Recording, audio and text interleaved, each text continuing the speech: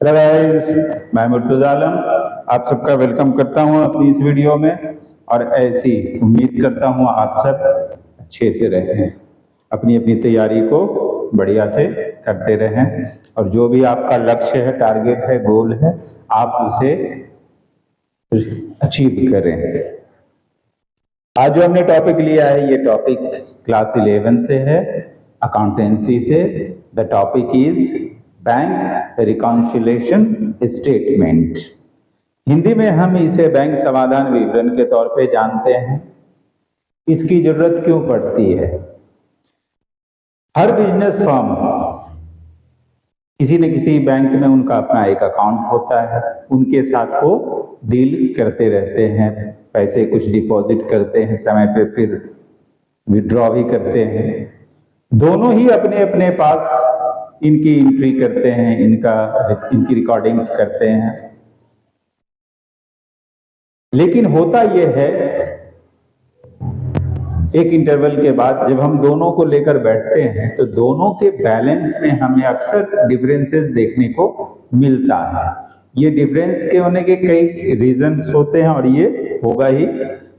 तो इन डिफरेंसेस को time to time हमें एडजस्ट करना होता है ताकि दोनों का बैलेंस टैली करता रहे। इसी एडजस्टमेंट को हम बैंक रिकंसिलिएशन स्टेटमेंट या इन शॉर्ट BRS के तौर पे जानते हैं। आज हम इन्हीं की बात करने वाले हैं कि ये होते हैं तो किन किन वजहों से होते हैं और जब हम इनकी एडजस्टमेंट करते हैं तो किस तरह से करना है। आइए अब इसके बारे में हम वन बाय वन टॉपिक को जानते हैं। पहले तो जान ले बैंक रिकंसिलिएशन स्टेटमेंट क्या है। The amount of balance shown in the passbook और the bank statement must tally with the balance as shown in the cash book. Bank के स्टेटमेंट या बैंक पासबुक में जो भी बैलेंस शो किया है उसका कैश बुक जो फर्म ने अपने यहाँ रिकॉर्ड मेंटेन किया है उसके बैलेंस से टैली करना मस्ट है। But in practice these are usually found to be different. लेकिन प्रैक्टिकली जब देखते हैं तो अक्सर ये डिफरेंस दिखाते हैं। इन्हीं डिफरेंस को एडजस्ट करने के लिए हम बैंक रिकंसिलिएशन स्टेटमेंट तैयार करते हैं। इसकी जरूरत क्यों पड़ती है? It is generally experience that when a comparison is made between the bank balance as shown in the firm cash book, the two balances do not tally। जब अक्सर ऐसा देखा जाता है कि जब भी इन दोनों को आपस में टैली करने किया जाता है, कंपेयर किया जाता है, तो ये एक दूसरे से डिफरेंस बैलेंस शो करते हैं। Hence we have to first find out the cause for the difference thereof and then reflect them in a statement called bank reconciliation statement to reconcile or tally the two balance। इसलिए समय समय पर हमें एक statement तैयार करना होता है जो इन डिफरेंसेस को टैली करके एडजस्ट करके टैली कर देता है दोनों के बैलेंस को। उसी को हम कहते हैं बैंक रिकंसिलिएशन स्टेटमेंट। अब ये है कि दोनों में जो डिफरेंसेस आते हैं तो क्यों आते हैं? तो इनके मेन दो रीजन होते हैं। एक तो टाइमिंग डिफरेंस और दूसरा है difference bye errors. Timing difference में होता ये है, मान लीजिए मैंने बैंक में कुछ चेक्स भी, मैं एक फर्म चला रहा हूं XY कंपनी, मान लीजिए मैंने बैंक में चेक्स भिजवाए। तो जैसे ही मैंने बैंक में चेक भेजा मैंने कैश बुक में उसकी एंट्री कर दी, डिपॉजिटेड इनटू बैंक। लेकिन बैंक तब तक उसे अपने आपके बैलेंस में क्रेडिट नहीं करेगा जब तक कि वो पेमेंट रिसीव ना कर ले। हो सकता है डिसऑनर हो जाए, या आपने 28 या 29 मई को डाला है और उसे क्रेडिट करने में 1 वीक का टाइम लग गया, तो आपका जो शो होगा वो जून में शो होगा, बैंक जो शो करेंगे, लेकिन आपने तो मई में ही शो कर दिया तो मई वाले में आपका वो टैली नहीं करेगा। इसलिए उनका पता लगा के उनको एडजस्ट करना जरूरी होता है। तो इस तरह के जो डिफरेंसेस हैं, जो पेमेंट बैंक ने डायरेक्ट कर दिया, हमें पता नहीं चला, बैंक ने कुछ इंटरेस्ट अलाउ किया, क्रेडिट कर दिया और हमने अभी अपने कैश बुक में उसकी एंट्री नहीं की है, तो ये सभी टाइमिंग डिफरेंस के तौर पे जाने जाते हैं। मतलब उन्होंने उस टाइम तक तो उस मंथ के अंदर तो वो काम कर दिया, हमने नहीं किया, या हमने कुछ काम ऐसा किया है जो उन्होंने नहीं किया, तो इस तरह से टैली नहीं करेगा। इसी को कहते हैं टाइमिंग डिफरेंस। किसकी वजह से टाइमिंग डिफरेंस आते हैं? Check issued but not presented for payment. हमने पार्टी को चेक इश्यू कर दिया लेकिन उन्होंने अभी तक बैंक में भेजा नहीं है, इसलिए हमारा अकाउंट अभी तक डेबिट हुआ नहीं है उतने से। Cheque paid into the bank but yet not collected. हमने बैंक में चेक भेजा और उसकी एंट्री हमने कर दी, लेकिन अभी बैंक ने पेमेंट नहीं कलेक्ट किया है, इसलिए वो इस मंथ में अभी तक उसकी एंट्री नहीं किए हैं, इसलिए डिफरेंस रहेगा। Direct debit made by the bank, bank ने इंटरेस्ट, कमीशन किसी और वजह से उन्होंने डेबिट कर दिया है और अभी हमें पता नहीं है। Amount directly deposited into the bank, किसी हमारे कस्टमर ने डायरेक्टली हमारे बैंक अकाउंट में पेमेंट भेज दिया, हमें अभी उसके बारे में पता नहीं है। Interest and dividend collected bye the bank, interest और डिविडेंड पार्टी से, क्योंकि हमने बैंक को ऐसा इंस्ट्रक्शन दे रखा है कि ये सारी चीजें वो हमारे बिहाफ में कलेक्ट करेंगे, उन्होंने कलेक्ट करके हमारे अकाउंट को क्रेडिट कर दिया, लेकिन अभी हमें इंफॉर्मेशन नहीं है, इसलिए हमने अपने कैश बुक को डेबिट नहीं किया है। Direct payment made by the bank, इसके उल्टा हमारे किसी कस्टमर को उन्होंने पेमेंट में कर दिया, हमारे किसी पार्टी को उन्होंने पेमेंट मेड कर दिया, हमें अभी उसका पता नहीं और इतने अमाउंट से उन्होंने हमारे अकाउंट को डेबिट कर दिया है, तो हमने अभी कैश बुक में उसकी एंट्री नहीं की, इसलिए डिफरेंस रहेगा। चेक और बिल डिपॉजिटेड, चेक डिपॉजिट किया गया और डिसऑनर हो गया है, बिल डिस्काउंट किया गया बैंक से और डिसऑनर हो गया, तो इस वजह से भी डिफरेंस रहता है। तो इस तरह के जो कॉज है ये कहलाते हैं टाइमिंग डिफरेंस कॉज।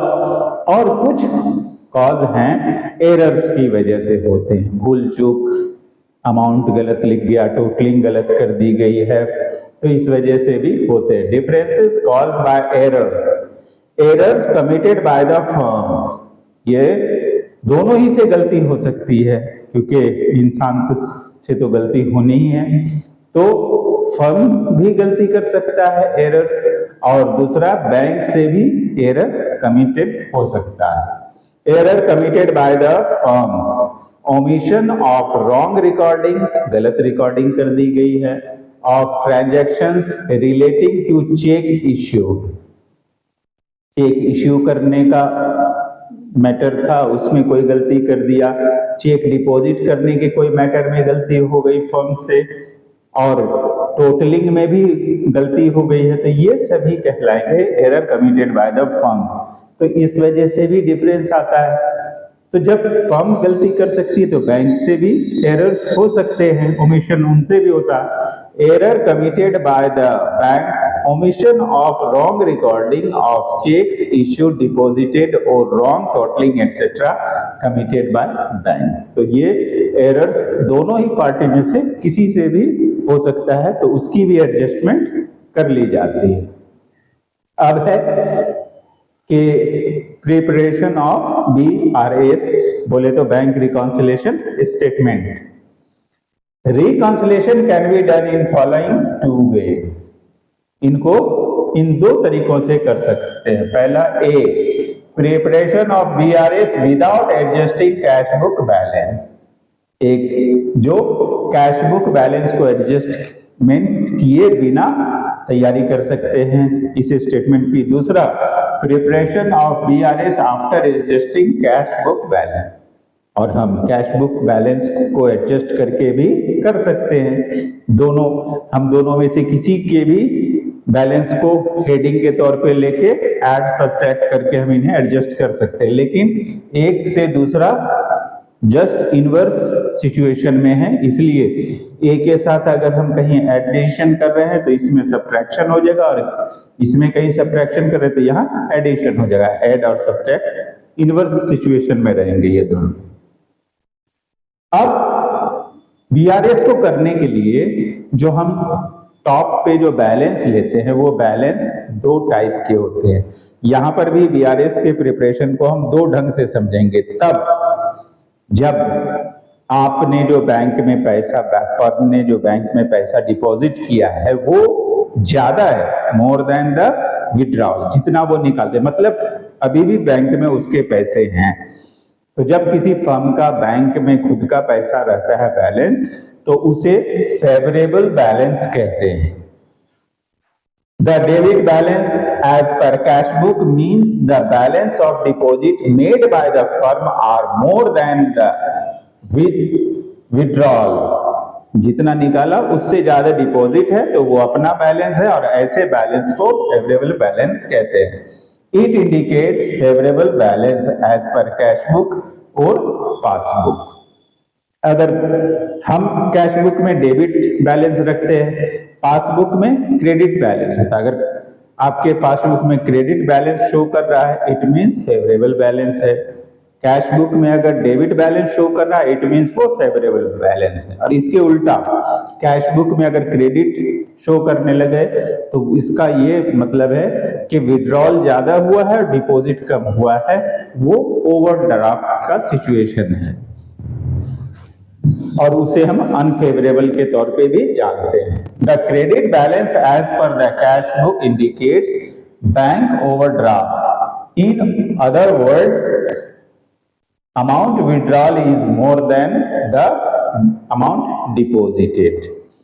अब फेवरेबल बैलेंस में होता यह है, फेवरेबल बैलेंस में फर्म का डेबिट बैलेंस होता है और bank passbook credit balance show करेगा।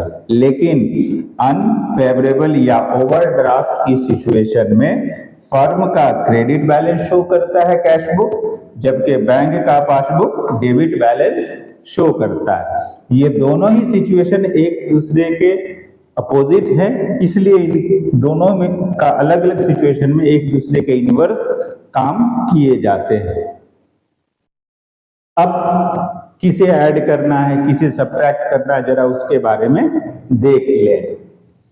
डीलिंग विद फेवरेबल बैलेंस, अगर आपका फेवरेबल बैलेंस चल रहा है, मतलब आपने बैंक से ओवरड्राफ्ट नहीं किया है, आपका खुद का बैलेंस है, तो इस सिचुएशन में इस तरीके से काम होगा। सबसे पहले the date should be written at the top. एक हेडिंग की जगह पर डेट सबसे पहले दिया जाएगा। The first item should be balance shown by the cash book, it could also be the balance as per passbook. उसके बाद सबसे पहले बैलेंस जो आपका कैश बुक शो कर रहा है, वो यहां पर हम कैश बुक वाले बात को लेके चल रहे हैं, कैश बुक शो करेगा, लेकिन पासबुक को भी आप रख सकते हैं बैलेंस को, लेकिन उसमें जस्ट इसके इनवर्स काम करना होगा। जो यहां हम ऐड कर रहे हैं उसमें लेस करना होगा, जो यहां लेस करना है वहां ऐड करेंगे। तो पहले तो हमने हेडिंग की जगह पर डेट डाल दिया और उसके बाद कैश बुक का बैलेंस रिसीव कर लिया। अभी हम कैश बुक को फॉलो कर रहे हैं। Cheque deposited but not collected, cheque deposit कर दिया लेकिन अभी तक बैंक ने पेमेंट कलेक्ट नहीं किया, तो हम उसे डिडक्ट कर देंगे, मतलब लेस कर देंगे उस बैलेंस में से। Check issued but not yet presented, amount directly deposited into bank. अगर चेक इश्यू किया है लेकिन अभी प्रेजेंट नहीं किया गया है बैंक में पेमेंट के लिए, या बैंक ने डायरेक्ट कहीं से किसी पार्टी से डिपॉजिट ले लिया है आपका पेमेंट, तो ऐसी सिचुएशन में उसे ऐड कर देंगे। All the charges such as interest payments made by bank debited the balance but not yet entered in the cash book. अगर बैंक ने इंटरेस्ट वगैरह में डेबिट कर दिया है आपके अकाउंट को, या किसी का पेमेंट आपके बिहाफ में बैंक ने दे दिया है और उसको डेबिट कर दिया है, तो इस सिचुएशन में आपने तो अभी तक कैश बुक में नहीं किया है, तो आप इस बैलेंस में से उसे लेस करेंगे, डिडक्ट कर देंगे। All the credits given by bank such as interest, dividend collected और directly payment received by the bank इसके जस्ट उल्टा, अगर बैंक ने आपको कुछ इंटरेस्ट वगैरह कमीशन दिया है, किसी पार्टी से कोई पेमेंट रिसीव कर लिया और अभी तक आपने उसे डेबिट नहीं किया कैश बुक में, तो आप उस अमाउंट को ऐड कर देंगे। Adjustment for errors are made as per principles of rectification और of errors। Rectification of errors के ऊपर एक अलग चैप्टर है, उसके बारे में हम लोग जिस दिन उसका वीडियो बनाएंगे उसकी बात करेंगे। तो जो भी कोई एरर अगर है तो उस एरर को रेक्टिफिकेशन ऑफ एरर के प्रिंसिपल के अकॉर्डिंग एडजस्ट किया जाएगा। Now the net balance shown in the statement should be same as shown in the cash book। अब जो आपका स्टेटमेंट जो भी बैलेंस दिखाएगा वो बिल्कुल कैश बुक के बैलेंस के बराबर होगा और इस तरीके से आपका बीआरएस तैयार हो जाएगा। बट यहाँ एक नोट करने की बात मैं दोबारा रिपीट करता हूँ, ये जो मैंने अभी बताया किसे ऐड करना है किसे लेस करना है, ये तब जब आप हेडिंग के पास बैलेंस रिसीव करेंगे एज पर कैश बुक तब। लेकिन अगर वहीं पर बैलेंस एज पर पासबुक आप अगर रिसीव करते हैं तो जस्ट इसके उल्टा करेंगे, जो ऐड करने के लिए कहा है उसे लेस कीजिएगा, जो लेस करने के लिए कहा है उसे ऐड कीजिएगा। It may be noted that treatment of all items shall be the reverse of the above if we adjust passbook as per the starting point। ये कैश बुक है तो इस सिचुएशन में जा रहा है, लेकिन अगर यहाँ पासबुक के बैलेंस को रिसीव करेंगे तब इसके जस्ट उल्टा करते चले जाएंगे एडजस्टमेंट। अब इससे रिलेटेड कुछ इलस्ट्रेशन को मैं यहाँ वर्कआउट करके दिखाता हूं, फिर उसके बाद हम बात करेंगे ओवरड्राफ्ट या अनफेवरेबल बैलेंस की सिचुएशन में कैसे एडजस्टमेंट कर। आइए अब इनको प्रैक्टिकली हम देखते हैं किस तरह से इनको पूरा करना है। एक एग्जांपल लेते हैं, क्वेश्चन दिया है जिसके according bank balance as per cash book 50,000। Question में जो बैंक बैलेंस है कैश बुक का वो 50,000 है। Cheque issued but not presented for payment 6,000। The bank had directly collected dividend 8,000 credited the bank account। Bank charge of ₹400 not entered in the cash book. Bank ने charge 400 काट लिया है, लेकिन अभी इंफॉर्मेशन नहीं होने की वजह से कैश बुक में इसकी एंट्री नहीं की गई है। A cheque of ₹6,000 deposited but yet not collected.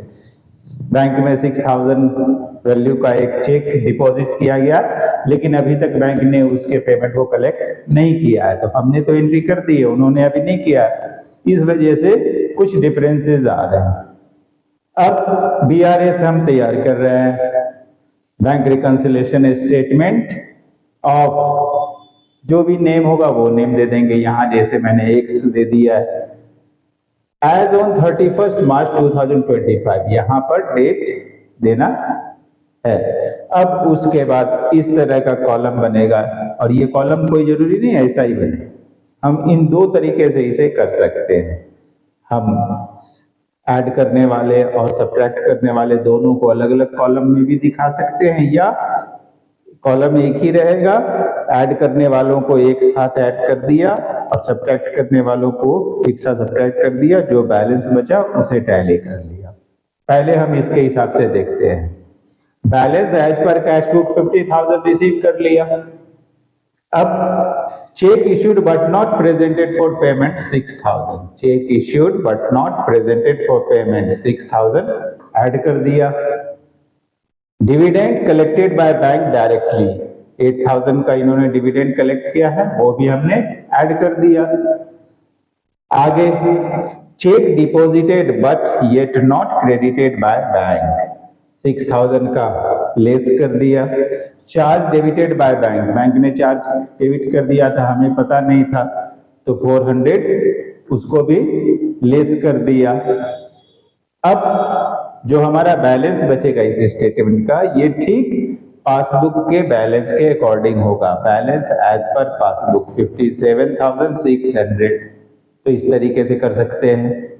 ये वो सिचुएशन है जब हम कैश बुक को फॉलो कर रहे हैं, उसके बैलेंस को, लेकिन जब पासबुक को फॉलो करेंगे तो जस्ट इसके उल्टा, जो यहाँ हमने ऐड किया उसे सब्ट्रैक्ट करेंगे, जो यहाँ सब्ट्रैक्ट किया उसे ऐड करेंगे। दूसरा, सिंगल कॉलम में कैसे करना है वो भी दोनों एक साथ मैंने कर दिया, वो देखिए। इसी क्वेश्चन को तब जबकि हमने जो बैलेंस लिया है वो लिया है पासबुक के अकॉर्डिंग। पासबुक बोल रहा है 57,600 बैलेंस है। अब जस्ट इसका इन्वर्स करेंगे, यहाँ उन्हें ऐड करेंगे जहां जिन्हें हमने यहाँ लेस किया है, और उन्हें लेस करेंगे जिन्हें हमने यहाँ ऐड किया है। बैलेंस रिसीव कर लिया। अब ऐड करने वाले कौन कौन से हैं? Cheque deposited but not yet credited 6,000, charge debited by bank 4,000, इसे ऐड करके इसमें जोड़ दिया 64,000 हो गया। अब लेस करने वाले check issued but not presented for payment 6,000, dividend collected by bank directly 8,000। ये 14,000 को हम वहां सब्ट्रैक्ट कर रहे हैं तो फाइनली हमें मिल रहा है 50,000 balance as per cash book as given.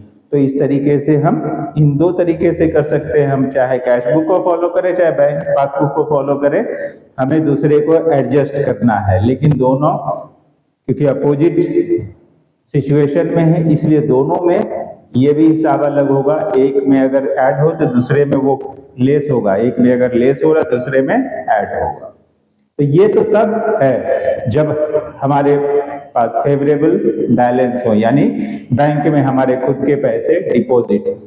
लेकिन क्या हो जब बैंक में हमारा पैसा अपना नहीं है, हमने जितना डिपॉजिट किया था उससे ज्यादा विथड्रॉ कर लिया है, इसका मतलब ओवरड्राफ्ट हुआ है, बैलेंस से ज्यादा हमने विथड्रॉ कर लिया है।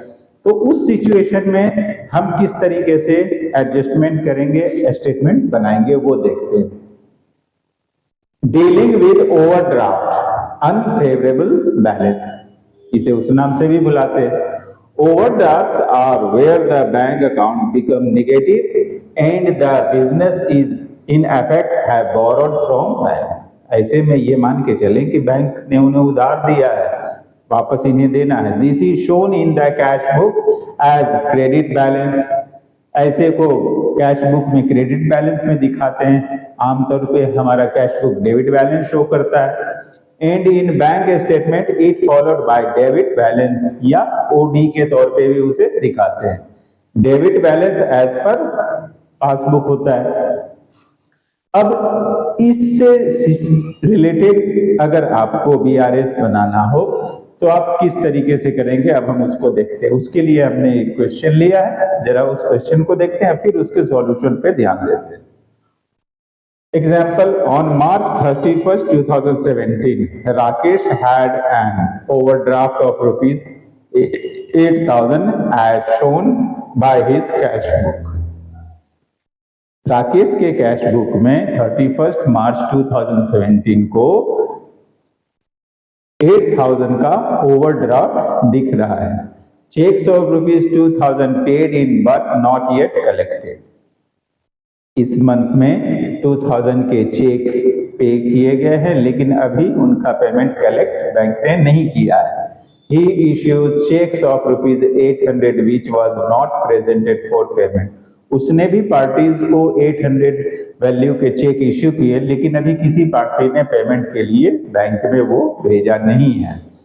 There was a debit in his passbook for rupees 60 interest and 100 for bank charges. 60 rupees का इंटरेस्ट काट लिया बैंक ने और डेबिट कर दिया, और 100 रुपीज जो है बैंक चार्ज के तौर पे कर दिया है। अब हमें इनका बीआरएस प्रिपेयर करना है। हेडिंग वही होगी, B bank reconciliation statement of Rakesh as on 31 March 2017, जो डेट दिया वो दे देंगे। अब overdraft as per cash book, जैसा कि कैश बुक में ओवरड्राफ्ट बता रहा है 8,000, हमने वो रिसीव कर लिया। Cheque deposited but yet not collected, cheque deposit किया गया है लेकिन अभी उसे कलेक्ट नहीं किया गया है, लेस करेंगे 2000। बैंक ने चार्ज लिए हैं 60 प्लस 100, इन दोनों को भी इसमें लेस करेंगे। Cheque issued but not presented for payment 800, balance as per passbook यानी ओवरड्राफ्ट 9360 बाद में बचता है। इस तरीके से अब देख रहे हैं कि ये भी 10,160 दे रहा है, ये भी 10,160 दे रहा है, 8,000 हमारा जो कैश बुक मैच करा। बाद में जब ये एडजस्टमेंट किया गया तो balance as per passbook match कर रहा है 9,360 से। तो यही है बैंक रिकंसिलिएशन स्टेटमेंट, जिसमें बैंक अपने पास जो रिकॉर्ड मेंटेन कर रही है और फर्म जो अपने पास कैश बुक में रिकॉर्ड मेंटेन कर रहे हैं, समय समय पे हर महीने मंथ के एंड में उनकी एडजस्टमेंट करके उन्हें टैली कर लिया जाता है।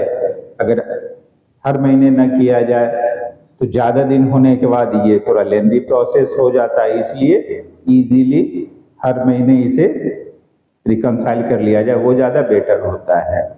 ये अकाउंटेंट का कई कामों में से एक काम ये भी है। जब आप कहीं कल को नौकरी करने जाएंगे जूनियर अकाउंटेंट के तौर पे, तो आपको शुरुआत में एक्सपीरियंस के लिए यही सब काम दिया जाएगा। तो आज के इस वीडियो में हमने बैंक रिकंसिलिएशन स्टेटमेंट से जुड़ी बातें की, क्या होता है ये, क्यों होता है, और इस स्टेटमेंट को बनाने के लिए कैसे बनाते हैं, उनके अलग अलग तरीकों के बारे में हमने बात किया। उम्मीद करता हूं आप लोग इस वीडियो से फायदा उठाएंगे। मेरे वीडियो को लाइक शेयर सब्सक्राइब करते रहें और अपना कीमती कमेंट देते रहें। Thank you.